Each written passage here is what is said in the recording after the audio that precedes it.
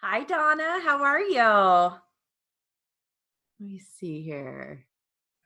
How was your Thanksgiving? Oh, good. How about you? It was very nice. Good. Very nice. I'm glad you had a nice Thanksgiving. Yep, little You've break. been, yeah, have you been working hard? I was, but Saturday I had to go to urgent care because I had my thumb just like swelled up really big. I had tendonitis in my thumb. He's like, you're using your fingers too much. I'm like, great for my test. So I had to take it easy this week. I've been taking it really easy. Oh my goodness. So you, Yeah, no, crazy. I'm sorry. Is it No, better now? yeah, it's better. It's totally better. Good. If I use it too much, then it gets sore. I just have to Oh, be not do too much. yeah. Oh, did he give you like a steroid or something? No, and because sometimes a steroid can cause more problems with the joints. Yeah. So, but I went to urgent care on Saturday, and I went to my regular doctor on Monday, and Okay. he improved a lot. So he's like, just keep taking Advil, rest it. I'm like, yeah, Yeah. rest it this week. Yeah, Yes. Oh gosh, I'm sorry. crazy. Oh, it is. Oh, all right. And Friday, is Friday the test? Yeah, Okay, that's what I thought. yeah, but it's fine. It's fine. Yeah, you're ready for it. I Yeah, mean, you have done everything you can do. So I have. I I brought all my deposition transcripts, so I got my Awesome. D2 up there. Good. Yeah. I'm ready. All right, well, let's go. I'll go ahead and mute it. Mute everyone. All right. Here we go. Let's start off with common words. Next, love, copy, use, here, being, every, night, back, soon, however, because, until, price, better, today, believe, such, course, present, think, old, feel, information, best, note, amount, check, yet, many, never, put, great, possible, cannot, man, shipment, right, advise, company, enclosed, since, down, than, receipt, long, car, tomorrow, winter, sick, side, mean, direct. All right. Moving into my next drill, it's going to be a little bit of everything, okay? Some of it is just explaining different car parts and things like that. Okay, here we go. 2013 new tour guide Ultra GL 1500 SE 4.3 liter Vortec engine, the sporty CBX 150 and the NX 150, 16 valve DOHC power plant. Retail price from $164.95 to $185.98. Steady at 12,000 RPMs. Performance shocks $145.95 per pair.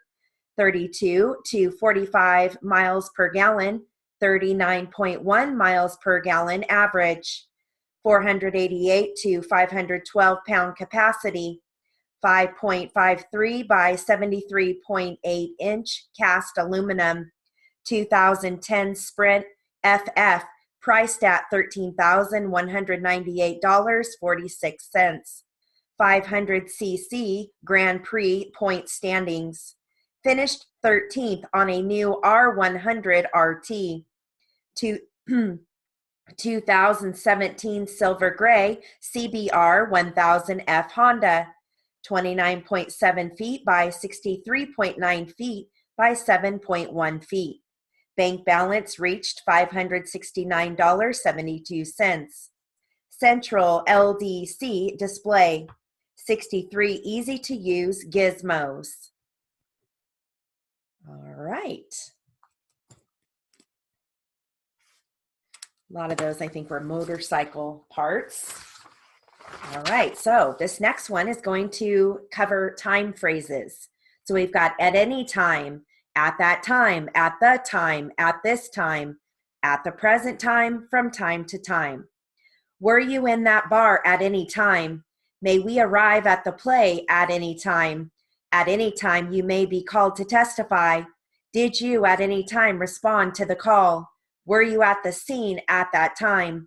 At that time, I was still married. I was not in school at that time. We were best friends at that time. Were you there at the time of the arrest? I was asleep at that time, I was asleep at the time of the earthquake. Who was your doctor at the time?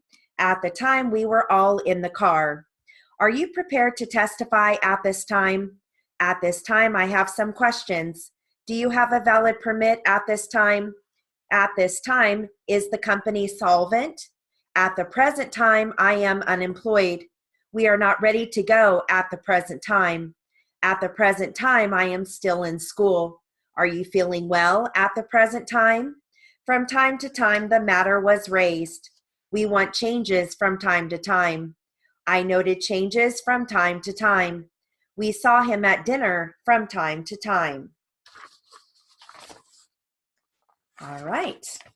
I've got some machine shop doublets. Okay, here we go.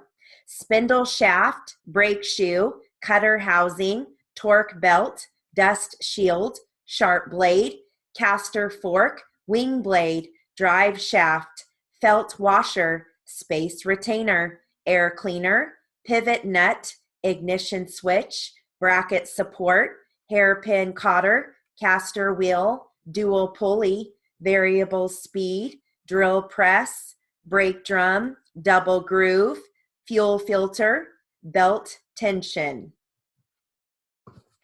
All right, moving on to some common briefs. You're going to hear little, absolute, neighbor, neighborhood, except, which I write as XEPT, exception, XEPGS, and those are the ones that you're going to hear, okay?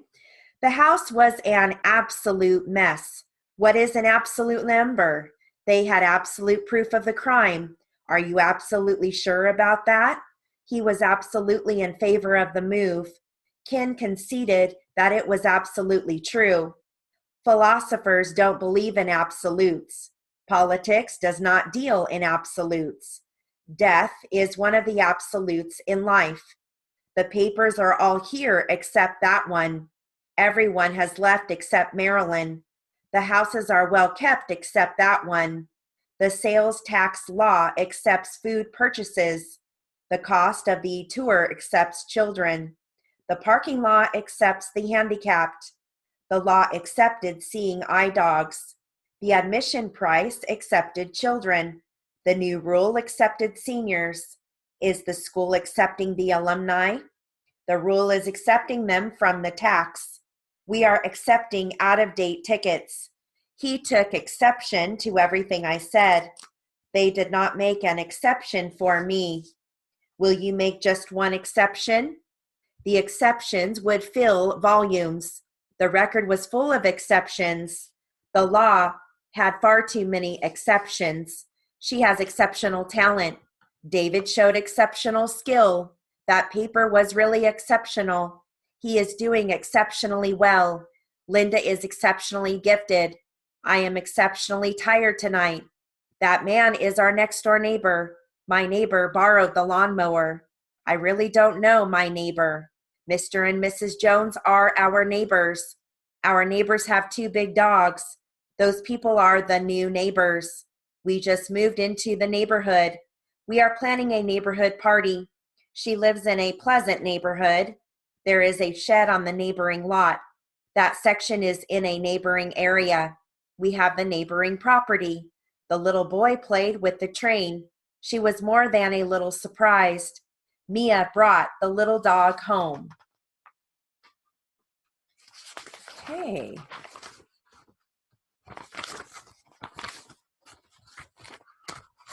My next drill focuses on of, have, very. Of, have, very. Okay, we'll start with phrases. Of us, of our, of many. Have run, have quit, have left. Very few, very well, very good. Of cotton, of silver, of metal. Have stayed, have joined, have snug. Very likely, very smart, very deep. We all have to go. Who will have time? Why have they gone? Have we a lot of time? Have it made of gold. He is very truthful. It is very possible. I like it very much. I now have enough. We haven't had time. I still have several. Very few have enough. Have we enough of them? I don't know of very many. It is a very long time. Very few know how. Bill is very bright. Use very little salt. The bell was very loud. Very few finished. Have them made very slim. They have tried very hard. Have they sold very many? Why have you come? Have you heard of it? Have you gone before? He has to have more. Some of them have prayed. She did very well. Haven't you read that? I very likely have one. Very few can stand it. He is very pleasant. Very few have completed. Have all of you eaten? Have you read very much? The sea is very deep. I only have a minute. Have a very good time. I have very fair skin. He is very, very tall. Very few have failed. Rest is very necessary. They all have voted. Right. Names and addresses. Here we go. Miss Leonore R. Ryder, R-Y-D-E-R, 6725 North Smedley Street, Philadelphia, Pennsylvania, 19126. Melissa G. Sprowls, S-P-R-O-W-L-E-S, Route 2, Box 275, Campbellsville, Kentucky, 42718. Kelly L. Walsh, W-A-L-S-H, 623 Elm Street, Kearney, New Jersey, 07032. Christine M. Witzel, W-I-T-Z-E-L, 105 Malvern Court, Winston, North Carolina, 27106. Mr. Henry F. Sanders, S-A-N-D-E-R-S, P.O. Box 129, San Francisco, California, 96305. Mr. Ken B. Johnson, Augusta College, Box 1071, Rock Island, Illinois, 60201. Ms. Janie Garza, G-A-R-Z-A, 200 South Florida Avenue, Wakulla, Florida, 33873. All right.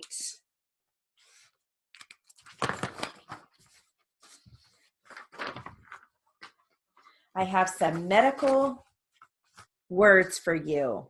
Okay, here we go. Ready?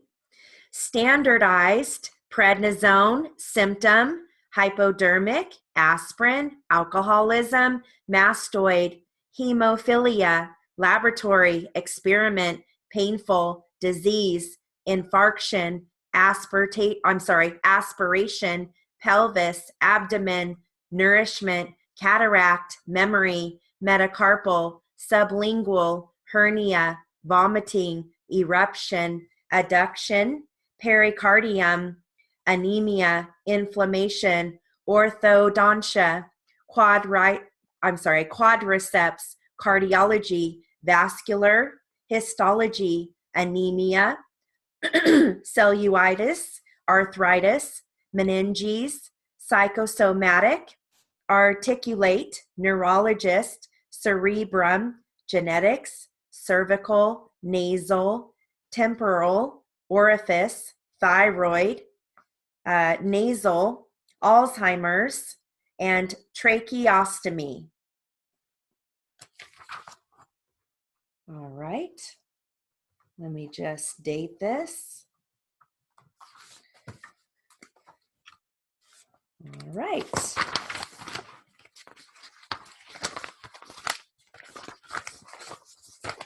I'm going to move into literary and jury charge.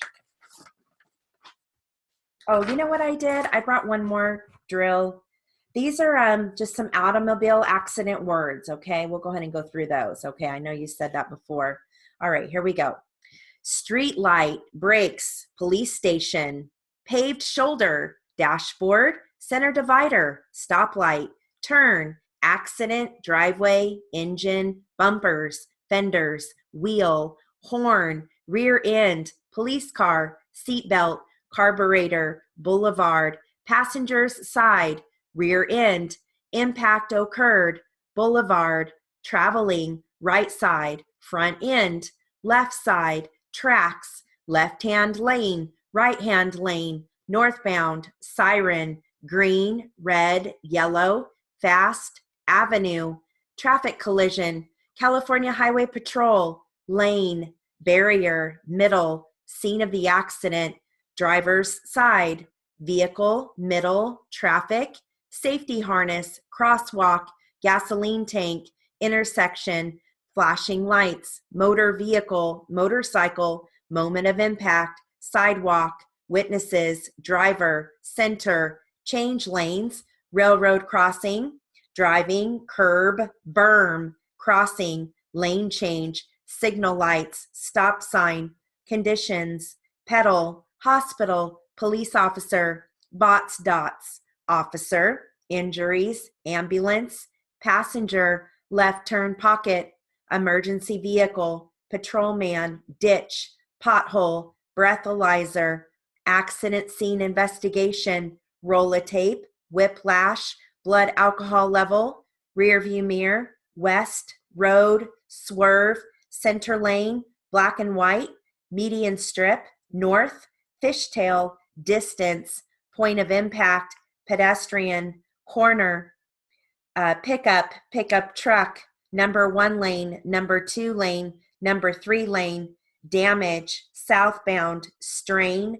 sprain, doctor, tail light, eastbound, fast lane, slow lane, hurt, on ramp, off ramp, red light, signal, shoulder harness, at the scene, curb lane, after the accident, stop, accelerate, decelerate, green light, yellow light, left-hand side, entered the freeway, police department, curbing, police, policeman, exited the freeway, flow of traffic, direction, injured, struck, auto, how fast, police report, south, injuries, bruises, paramedics, control, miles per hour, miles an hour, automobile, east, side of the road, right-hand side, before the accident, rear end collision, emergency, gutter, westbound, impact, bicycle, street, curb. That was a good one. Good drill. All right. Moving into literary. And then we'll do some jury charge. I will read this at 1. Actually, you know what? I'll read this at 200. Okay. All right. This is an accident investigation. All right. Here we go. I was assigned to the accident in question on March 17. When I got to the place where it had happened, I noticed skid marks that extended for some distance, and then I saw what appeared to be gouge marks. I noticed that the gouge marks were approximately 315 feet away from the curb and at the curb itself. We measured them at the time, but I don't recall their length or anything. They appeared to be very fresh, and they were over toward the right-hand side of the street. In other words, it would be in the area that would be traveled by traffic that was going west. The gouge marks at the curb were actually areas where small pieces of concrete had been gouged out of the top portion of the curb. It is my opinion that these gouge marks were caused by areas where the vehicle struck the surface of the roadway and then hit the curb. The vehicle was totally demolished. The front of the vehicle had taken a very large impact, a very strong impact. It appeared as if the vehicle had gone off the cliff on its nose and then rolled over on its top. The top of the vehicle was totally demolished. The final impact, I believe, was in the area of about 100 feet from the base of the cliff, and then the vehicle struck and flipped over From there, it was also approximately 100 or 120 feet. The car was going at a very high rate of speed. As I recall, the vehicle did not touch the ground or the dirt area or make any tire prints within that area, which was a distance of approximately 20 feet before going over the cliff. The fact that it went through a secure barrier made of steel cable and posts would also indicate that it was going at a very high rate of speed before it went off the road. It is my opinion that the excessive speed was the primary cause of this accident and the resulting damages.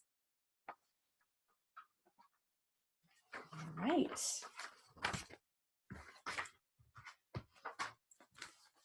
Moving on to jury charge. And I will read this at 200, okay? This is criminal. Here we go. Just dating this. All right.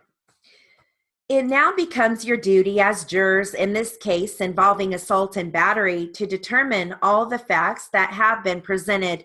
You have heard the attorney for the people sum up his case. You have heard the attorney for the defense make his summation to you, and you have heard all of the witnesses present their sides of the events which took place last December. Evidence is either direct or circumstantial. Direct evidence is evidence that directly proves a fact without the necessity of establishing that fact. Circumstantial evidence is evidence that, if found to be true, proves a fact from which an inference of the existence of another fact may be drawn. Both direct evidence and circumstantial evidence are acceptable as a means of proof. Neither is entitled to any greater weight than the other. You must remember that the defendant is presumed to be innocent until proved guilty. The people must establish beyond a reasonable doubt that the defendant is guilty. What does reasonable doubt mean? It means a doubt based upon reason and common sense. You must be reasonably certain that this defendant is guilty. You must have no doubts as to his guilt. You must feel sure that he is guilty beyond all reasonable doubt. Intent can be shown by a statement of intent made by a defendant by the circumstances attending the act, the manner in which it was done, the means used, and the soundness of mind and discretion of the person committing that act. For the purpose of this case, you must assume that the defendant was of sound mind at the time of the alleged conduct which it was charged and constituted the crime described in the information. Okay. Now, I've got some closing arguments, just a couple of pages of that, and I'll read that at 200. Okay. Clearly, Melendez-Diaz was focused on the affidavit itself, the fact that somebody swore on this form under penalty of perjury. This is what it is. And they pushed that form into evidence and said, here you go. That's not what's occurring here, so submit it. Now, I don't know that you should make a prediction. Crawford versus Washington in the U.S. Supreme Court, then and now, is viewed as really pro-enforcement, and law enforcement was absolutely certain that Crawford wouldn't become the law of the land, but it did. So I don't know. Don't make predictions. I've got nothing to gain and everything to lose. I think in going on to that prediction, just for the sake of argument, when the Supreme Court decides to review a case or not to review a case, the Supreme Court isn't in the business of error correction. Both of our state appellate courts and our federal court of appeals, they're in the business of error correction, fixing something that happened in the trial court. Our Supreme Court is decided with what's the overall general policy, what should be the policy of our courts. So the idea that because the Supreme Court denied review in the Geyer case, that somehow that survives the Melendez-Diaz 4 days later isn't the case. I think the Supreme Court passed. They wrote and gave an opinion in the Melendez-Diaz and expects the lower courts, the California Supreme Courts, and the state courts here to follow what Melendez-Diaz says.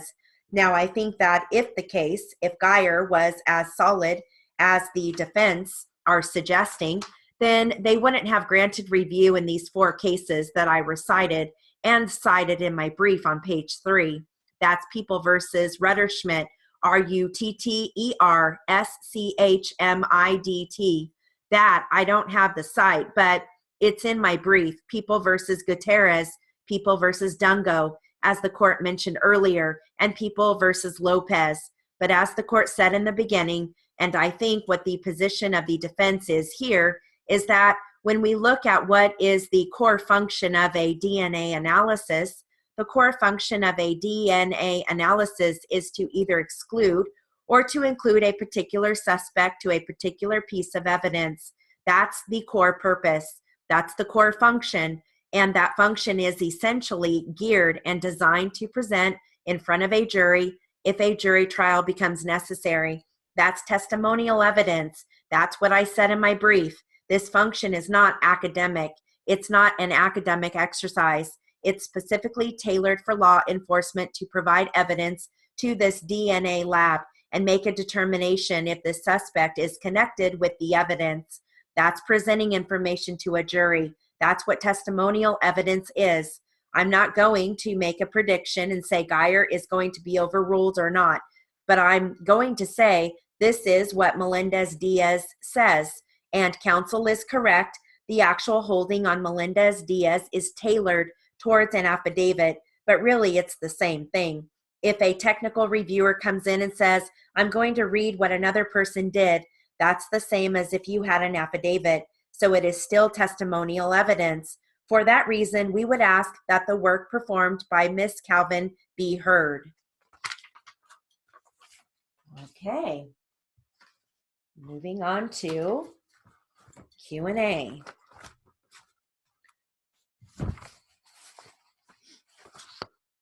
Okay. Now, my first Q&A is going to just be like a car accident Q&A. It's D2 questioning, but D1 jumps in, okay? So I'm going to read this once at 200, and then I can read it again at 225. Okay, so this is going to be D2. And think about car accident briefs. Here we go. Please explain to us what you saw. Well, I got to the scene of the accident around 4 o'clock. I saw a lot of skid marks and debris all over the roadway. The front window of the vehicle number 1 was cracked. Vehicle number 2 had a lot of damage to the front end. I was there for about 10 minutes before I was told that vehicle number 1 or vehicle number 3 had rolled down the hill. Okay, did you notice any traffic control signals in the area at all? About 200 yards back, there was a stoplight, but nothing in the immediate area of the scene of the accident? No, sir. Did you speak to the driver of vehicle number 1?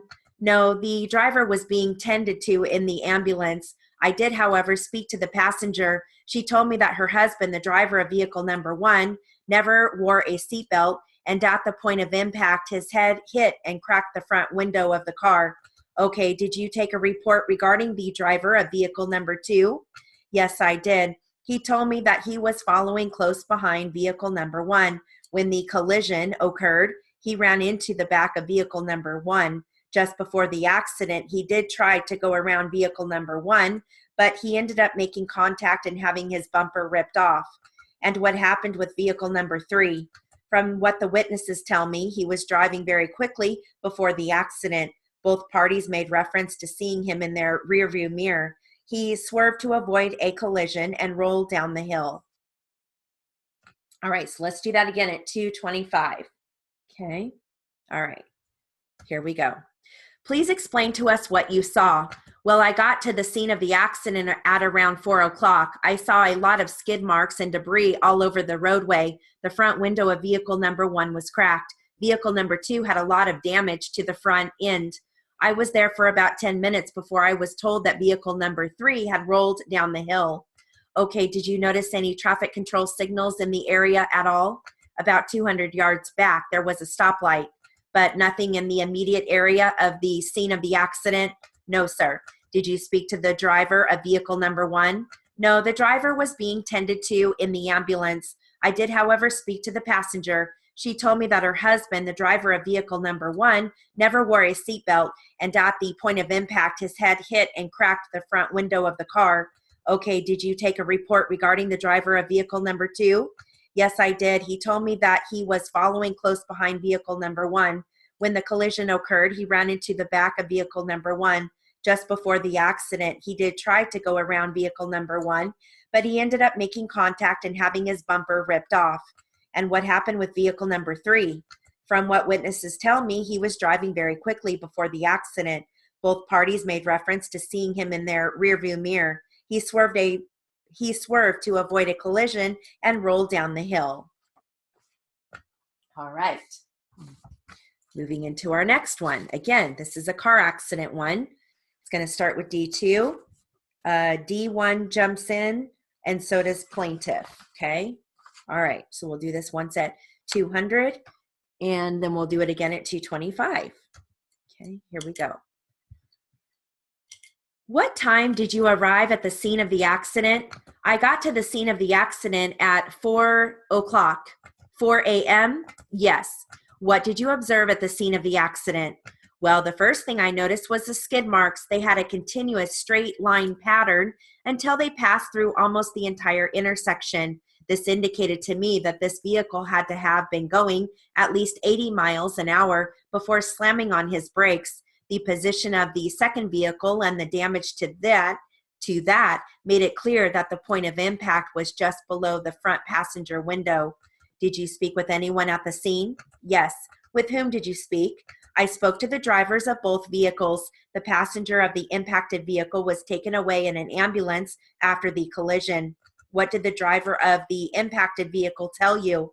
She told me that they were proceeding down the roadway, going no faster than the posted speed limit. As they approached the scene of the accident, the red light for their way of travel changed to a green light. They proceeded through the green light and were impacted on the passenger side. Okay, did she tell you that she had any knowledge of an impact about to occur before the accident? What do you mean? Well, did they hear any car horns, screeching of tires, anything along those lines? She indicated that they had not. And there's no doubt in your mind that the vehicle she was in had the right of way? No, they had the right of way. No stop sign that they ran? No. The light for them wasn't a red light? No. How can you be so sure? The driver of vehicle number 1 let it slip that he didn't notice his red light until it was too late to stop. Do you agree with him? Well, the skid marks began after the vehicle was already moving into the intersection. Did he say if the stoplight wasn't working properly? It was working fine. He told me that he was distracted by some flashing lights in the distance. Did he appear injured to you at all? Just minor cuts and bruises. If he were not wearing his seatbelt, he would have ended up on the roadway, however. Okay, so I'll read that again at 225. What time did you arrive at the scene of the accident? I got to the scene of the accident at 4 a.m. Yes. What did you observe at the scene of the accident? Well, the first thing I noticed was the skid marks. They had a continuous straight line pattern until they passed through almost the entire intersection. This indicated to me that this vehicle had to have been going at least 80 miles an hour before slamming on his brakes. The position of the second vehicle and the damage to it made it clear that the point of impact was just below the front passenger window. Did you speak with anyone at the scene? Yes. With whom did you speak? I spoke to the drivers of both vehicles. The passenger of the impacted vehicle was taken away in an ambulance after the collision. What did the driver of the impacted vehicle tell you? She told me that they were proceeding down the roadway, going no faster than the posted speed limit. As they approached the scene of the accident, the red light for their way of travel changed to a green light. They proceeded through the green light and were impacted on the passenger side. Okay, did she tell you that she had any knowledge of an impact about to occur before the accident? What do you mean? Well, did they hear any car horns, screeching of tires, anything along those lines? She indicated that they had not. And there's no doubt in your mind that the vehicle she was in had the right of way? No, they had the right of way. No stop sign that they ran? No. The light for them wasn't a red light? No. How can you be so sure? The driver of vehicle number 1 let it slip that he didn't notice his red light until it was too late to stop. Do you agree with him? Well, the skid marks began after the vehicle was already moving into the intersection. Did he say if the stoplight wasn't working properly? It was working fine. He told me that he was distracted by some flashing lights in the distance. Did he appear injured to you at all? Just minor cuts and bruises. If he were not wearing his seatbelt, he would have ended up on the roadway, however. All right. Moving into our next one. This is a little bit more difficult. You're going to hear landslide, incipient, physical, examination, inspections, stabilized, foundation. You can use your brief for that. Observing.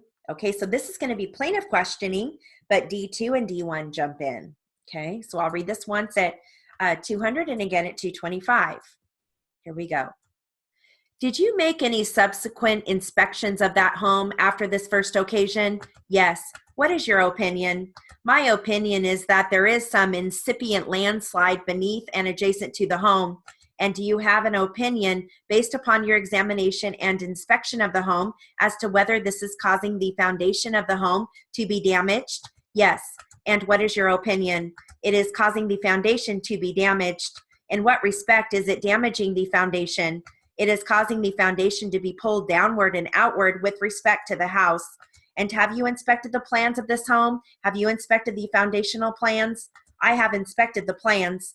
Do you have an opinion as to whether the landslide has in the past caused physical damage to that portion of the home above the surface of the ground level? Yes. And what is your opinion? That it has caused damage to the portion above. Now, do you have an opinion as to whether this land movement or landslide has stabilized since the time of your first observing it to the time of your last observing it? Yes. And what is your opinion? It has not stabilized. All right, so we'll do it again at 225. Here we go.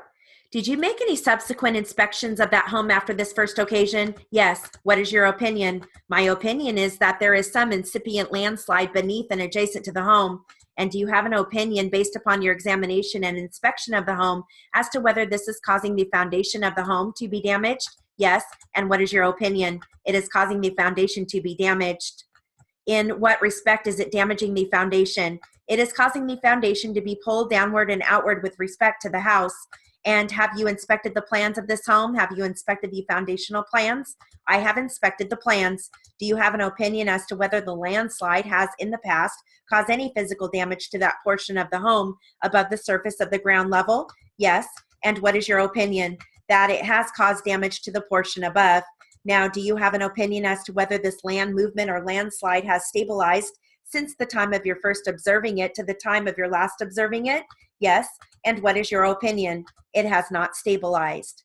So just so you know, if you go back and read that, I accidentally flipped the sign changes. So in the first time I had D2 come in first, and then the second time I had D1 come in. So if you look at your notes, don't feel like you made a wrong sign change, okay?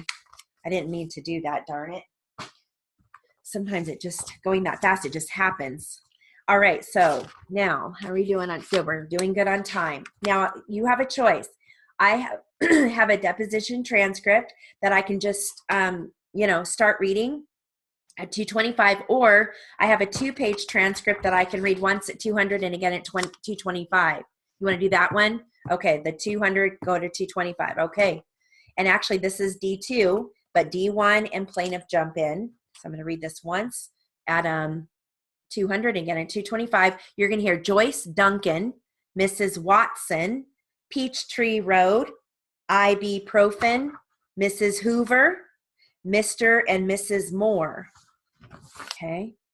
All right. Here we go. 200. What is your age at the present time? I am 60 years old. Do you recall when you took up residence with Mrs. Joyce Duncan, the deceased? When I took up residence with her? When did you start living with her in the same house? I couldn't say. I worked out there for Mrs. Watson, and I would go down there and stay at night because I lived so far. Did you start staying with her at night at a time when Mrs. Duncan was still employed? Yes, she was employed. And how long did you continue to stay in the house with her? I don't know what you mean. How long did you live with her before you moved out and moved next door? Oh, I lived with her about 6 or 7 years. And then you moved out? Yes. Did you move next door at that time? No, I had moved on Peachtree Road. And when did you return to live next door to Mrs. Duncan? Well, I don't know. I know the date, but I haven't got it with me. I don't know just the right date that I moved in. Do you remember what year that was? I don't know that. I've got it at home, but I don't recall. Was it after Mrs. Duncan had ceased working? When I moved, I think she was working. Now, with respect to the condition of Mrs. Duncan's health, I believe that you stated that on occasion she would pass out, have these so-called fainting spells. Yes, she did. Were you present on any of those occasions? Yes, I was. And I believe you stated that you gave her a glass of water and some ibuprofen. I did. Did you call a doctor? No, she never wanted me to call when she felt bad like that. And on these occasions, neither you nor Mrs. Duncan herself ever called the doctor. We didn't call, but I took her to the doctor. Did you take her to the doctor immediately upon one of those occasions? No, she would come out of them in about 15 or 20 minutes. She would always come out of it then. Now, you mentioned Mrs. Hoover. Who was Mrs. Hoover? Was she just a tenant there renting a room from Mrs. Duncan? Yes, she was. And you stated that Mrs. Hoover and Mrs. Duncan's relationship fluctuated, that sometimes it was good and sometimes it was not good. Is that correct? That's correct. Is it true that Mrs. Hoover sometimes was a rather heavy drinker? Well, I don't know about that. She wasn't a heavy drinker, but she took a drink sometimes. And then drinking is one of the things that your sister disapproved of. Is that correct? My sister told her, if that's your life, that's your life. Now, with respect to, you stated, I believe, that Mr. and Mrs. Moore, the defendants, never had any close relationship with Mrs. Duncan. Is that correct? I beg your pardon? Mr. and Mrs. Moore, I believe you stated that they did not have a close relationship with Mrs. Duncan. Is that right? Who is Moore? The defendants in this case. You say I stated that they didn't have a close relationship? No, I never said that. I didn't say that. I believe you testified that, to your knowledge, they didn't eat at her house or have any meals together? Yes, I did. Did they sit back? Did they visit back and forth or go out for evenings together? Yes, I don't know how often, but I know they did. All right, so again, back at 225. Here we go. What is your age at the present time? I am 60 years old. Do you recall when you took up residence with Mrs. Joyce Duncan, the deceased? When I took up residence with her? When did you start living with her in the same house? I couldn't say. I worked out there for Mrs. Watson, and I would go down there and stay at night because I lived so far. Did you start staying with her at night at a time when Mrs. Duncan was still employed? Yes, she was employed. And how long did you continue to stay in the house with her? I don't know what you mean. How long did you live with her before you moved out and moved next door? Oh, I lived there with her about 6 or 7 years. And then you moved out? Yes. Did you move next door at that time? No, I had moved on Peachtree Road. And when did you return to live next door to Mrs. Duncan? Well, I don't know. I know the date, but I haven't got it with me. I don't know just the right date that I moved in. Do you remember what year that was? I don't know that. I've got it at home, but I don't recall. Was it after Mrs. Duncan had ceased working? When I moved, I think she was working. Now, with respect to the condition of Mrs. Duncan's health, I believe that you stated that on occasion she would pass out, have these so-called fainting spells. Yes, she did. Were you present on any of these occasions? Yes, I was. And I believe you stated that you gave her a glass of water and some ibuprofen. I did. Did you call a doctor? No, she never wanted me to call when she felt bad like that. And on these occasions, neither you nor Mrs. Duncan herself ever called the doctor. We didn't call, but I took her to the doctor. Did you ever take her to the doctor immediately upon one of those occasions? No, she would come out of them in about 15 or 20 minutes. She would always come out of them. Now, you mentioned Mrs. Hoover. Who was Mrs. Hoover? Was she just a tenant there renting a room from Mrs. Duncan? Yes, she was. And you stated that Mrs. Hoover and Mrs. Duncan's relationship fluctuated, that sometimes it was good and sometimes it was not good. Is that correct? That's correct. Is it true that Mrs. Hoover sometimes was a rather heavy drinker? Well, I don't know about that. She wasn't no heavy drinker, but she took a drink sometimes. And then drinking is one of the things that your sister disapproved of. Is that correct? My sister told her, if that's your life, that's your life. Now, with respect to, you stated, I believe, that Mr. and Mrs. Moore, the defendants, never had any close relationship with Mrs. Duncan. Is that correct? I beg your pardon? Mr. and Mrs. Moore, I believe you stated that they did not have a close relationship with Mrs. Duncan. Is that right? Who is Moore? The defendants in this case. You say I stated that they didn't have a close relationship. No, I never said that. I didn't say that. I believe you testified to that, to your knowledge. They didn't eat at her house or have any meals together. Yes, I did. Did they sit back and forth or go out for evenings together? Yes, I don't know how often, but I know they did. Okay. Now, and that was right on at 225. So that transcript seemed pretty, it was easy to stay at 225. So you don't have to worry that I, didn't keep my marks. So if you did well there, then you wrote it at 225, okay? Now, I'm going to just do, for just a little bit longer, I'll read the Step-O transcript. Again, it's got D1, D2 plaintiff. And do you want me to read at 200 or 225? Okay, let me see here. That's okay. What'd you say now? 200 is fine. 200. Okay, perfect. All righty. Let's see. D1 is going to start. All right. What is Wynona's date of birth? I do not know. Do you know the year? She's 3 years younger than me. What is your date of birth? 5/16/77. Okay, she's 35. I didn't want to ask that. Wynona is 3 years younger. Where does she live at this time? Idaho. Is she married? Yes. What is her married name? Wisert. Wissert. Wisert. Okay, thank you. What is your sister's name? Sherry. Your other sister? Yes, Sherry. Okay, as in the beverage? Sure, yes. And what is her date of birth? I do not know. Do you know how old she is? She's 11 months older than I am. And does Sherry have the same parents that you do? Yes. And does Wynona? Yes. And when you were growing up as a youngster, did you reside with your sister? Yes. Okay, both sisters. And I think you mentioned you had a brother? Yes. What is his name? Robert. Do you recall his date of birth? No. Do you know if he's older or younger than you? He's 5 years older than I am. And did he reside in the family home? Yes, he did. How long did you live with your parents? Until I got married the first time. And when was that?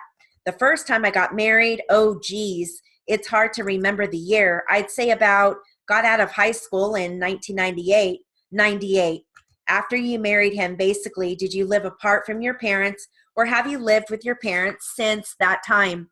Say that again. Okay, good question. After 1998, when you were first married, have you lived with your parents for any substantial period? And by substantial period, more than a couple of weeks. Since I was married the first time, did I live with my parents after the marriage? Yes, yes.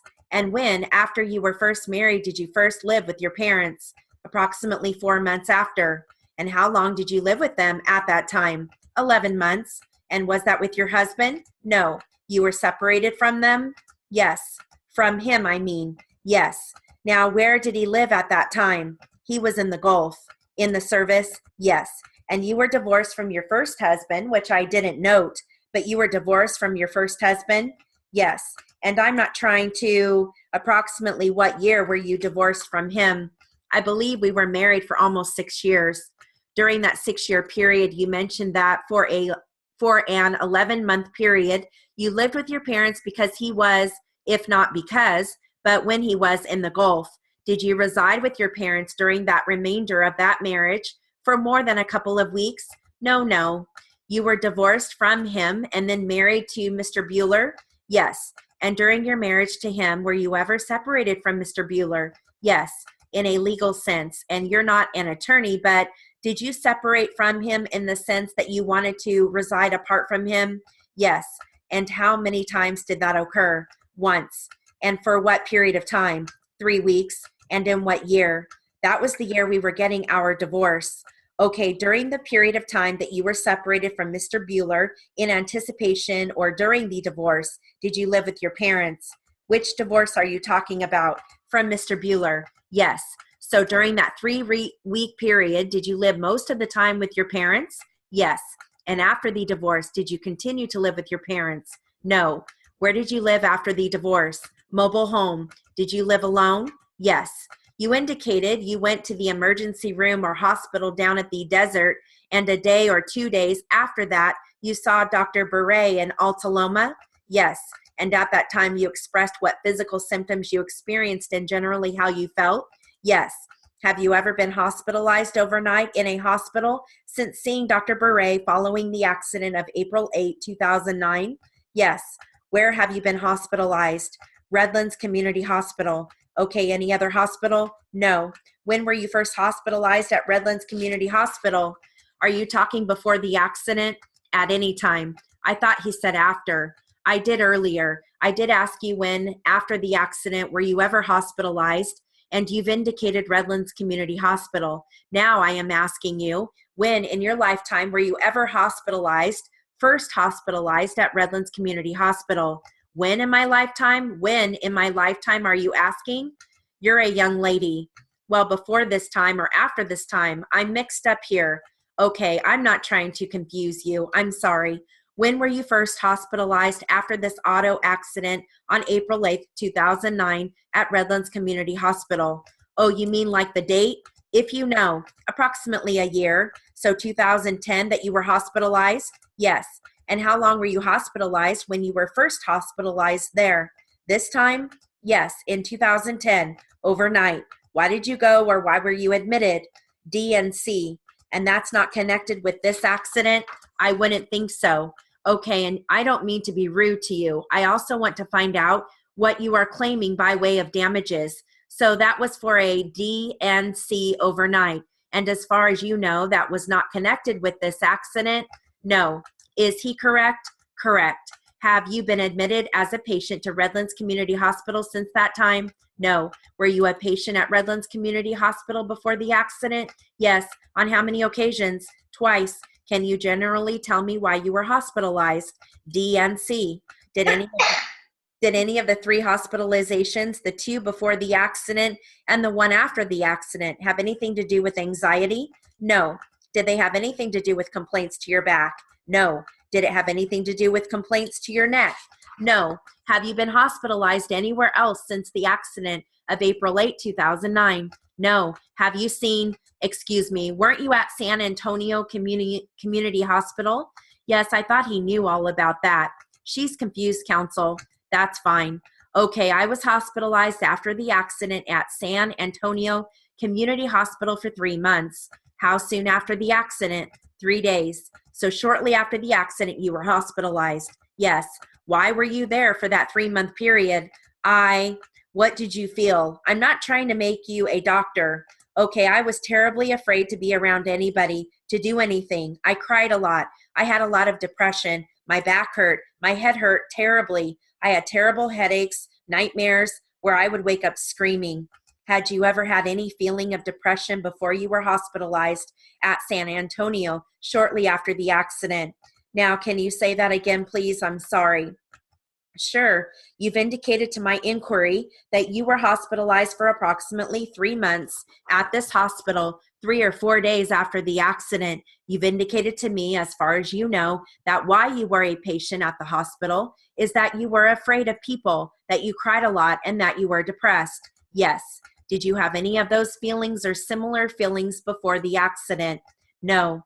Had you ever seen a doctor or a medical person or been hospitalized for depression before the accident of April 8, 2009? No. Had you ever had the feelings of being afraid of people or of being afraid of people before April 8, 2009? No. You've indicated that you had, well, I would describe it as virtually uncontrollable crying episodes after the accident. If that's an inaccurate description, correct me, but that's what I understand that you had after the accident. Yes. Okay, had you had that problem or that condition before the accident? No. You're hospitalized for 3 months. Well, during that period of time, what kind of care or treatment did you receive?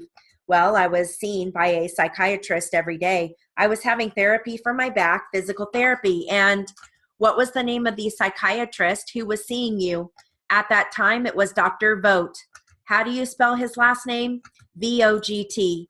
Do you know his business address? No. Did he see you in the hospital? Yes. Did you ever go to an office apart from the hospital? Yes. And do you last recall where he was located? It was located on Mountain Avenue. And as far as you know, is he a psychiatrist? Yes, he's dead. He recently died. The way he says that, it kind of cracks me up. He's dead. Sorry. I mean, that's not funny, but in a way, the way he says that, it's like horrible. All right. He's dead. He recently died. Has anyone taken over his practice? I don't know. I heard about a year ago that he died. Do you know? No, I don't know. Do either of you know where his records would be? I can get them all. Well, I think his last office was in Claremont, if I'm not mistaken. He did change offices. Have you seen any other doctors other than Dr. Vogt since the accident? Yes. What other psychiatrists have you seen? Dr. Geffen. How do you spell that name? I don't know. Can you pronounce it again? I think it's Geffen, Geffen. Thank you. Where is his office located? I believe it's on Mountain in Upland. When did you first see Dr. Geffen? It's been about 6 months. From today? Yes. So sometime in August, sometime last summer, you first saw him? Yes. And was he the first psychiatrist you saw after seeing Dr. Vogt? Yes.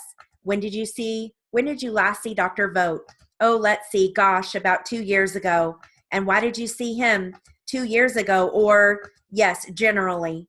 In general, why did I see him? Well, so that he could treat me for my anxiety and depression. He was a psychiatrist. I don't know what they do. When you last saw him, how often did you see him? Every day during the period I was in the hospital. This was during the 3-month period right shortly after the accident? Yes. After you were discharged from the hospital, how often did you see him, if at all? I couldn't, no. I didn't see him, but maybe once or twice after. From, let's say, September 1, 2009, which would be 3.5 months after the accident, roughly, probably 4.5, but after you were out of the hospital, did you see any doctors other than did you see any psychiatrist up until you saw Dr. Geffen? No. And then you saw Dr. Geffen starting about 6 months ago? Yes. While you were hospitalized at San Antonio, you mentioned seeing Dr. Vogt, and you also mentioned someone took care of your back, or as they were giving me therapy at the hospital. Was there any doctor in charge of your back problems? I believe that was taken care of through Dr. Beret. Have you seen any other doctors other than Dr. Beret or Dr. Vogt or Dr. Geffen since the accident? Just a chiropractor. Okay, and who was that? Dr. Sasaki. Okay, we'd better have that spelling. Is it Sasaki? And where is he located? Yes, that's how you say it. That is the spelling. He is in Montclair on Holt Boulevard. When did you first see him? I think I went to him when I was in the hospital. San Antonio? At the same time, yes, I started going to him then. So that I understand what you are saying and not to, you've indicated you went to see him while you were still in the hospital. That's what I understood you to say.